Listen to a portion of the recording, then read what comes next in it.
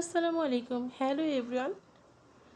নরম খিচুড়ি রান্না করার একদম সহজ, মাখিয়ে বসিয়ে দিলে বেশি করে পানি দিয়ে হলুদ, মরিচ, আদা রসুন পেস্ট, গরম মশলা, পেঁয়াজ, লবণ, ধনিয়া গুঁড়া, জিরা গুঁড়া, মরিচের গুঁড়া, কাঁচামরিচ, তেল পরিমাণ মতো পানি দিয়ে বসিয়ে দিলে যখন এটা ফুটে আসবে তখন এটা লো হিটে রেখে দিলে এটা কিন্তু রান্না করা খুবই সহজ।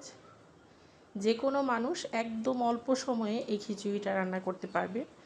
আর এই খিচুড়ি রান্না করলে যে কোনো মাংস ভর্তা দিয়ে খেতে খুবই টেস্টি হয়। বৃষ্টির দিনে একটু নরম খিচুড়ি তো রান্না করা যায়, সাথে যদি হয় মাংসের ঝোল আরও মজা হয়ে বেড়ে যায় দ্বিগুণ। একদম হয়ে এসেছে পারফেক্ট।